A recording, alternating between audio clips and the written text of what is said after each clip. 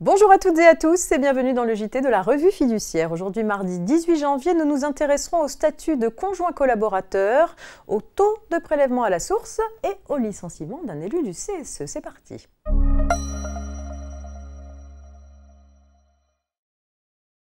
Depuis le 1er janvier 2022, le statut de conjoint collaborateur est étendu aux concubins du chef d'entreprise. Auparavant, ce statut était réservé aux conjoints mariés au chef d'entreprise ou liés à lui par un pacte civil de solidarité, ou PACS.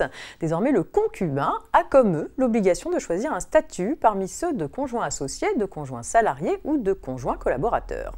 Par ailleurs, le bénéfice du statut de conjoint collaborateur est maintenant limité à 5 ans au cours d'une carrière. Une personne ne pourra plus conserver ce statut jugé peu protecteur plus de 5 années consécutives ou non, en tenant compte de toutes les périodes et entreprises au titre desquelles elle a opté pour ce statut. Au-delà de cette durée, le conjoint qui continue à collaborer de manière régulière à l'activité doit choisir le statut de conjoint salarié ou celui de conjoint associé. À défaut, il est réputé avoir opté pour le statut de conjoint salarié. La limitation de durée de 5 ans s'applique à tous les conjoints collaborateurs, y compris ceux qui exerçaient déjà sous ce statut avant le 1er janvier 2022, mais pour eux, la durée de 5 ans s'appréciera sans tenir compte des périodes antérieures à cette entrée en vigueur.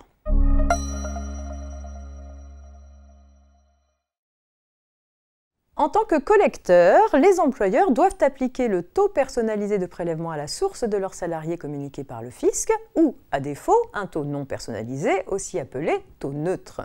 Le taux neutre est proportionnel au montant de la rémunération et appliqué d'office aux salariés pour lesquels aucun taux personnalisé en cours de validité n'est disponible. Ce taux neutre est également appliqué à la demande du contribuable s'il ne souhaite pas que son employeur connaisse son taux personnalisé. La grille de taux neutre est mise à jour tous les ans. Celle applicable en 2022 vient d'être fixée. Elle s'applique en principe au salaire versé en janvier 2022. La grille en vigueur en 2021 peut cependant être utilisée par tolérance pour déterminer le prélèvement de janvier 2022.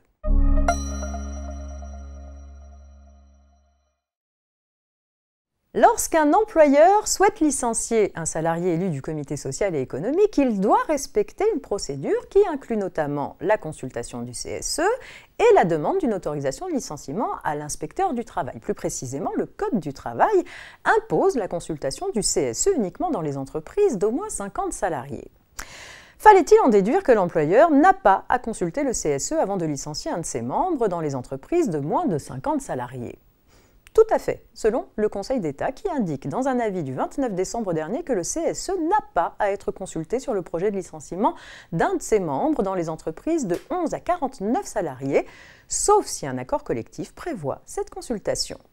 C'est tout pour aujourd'hui, excellente journée et à demain, mercredi.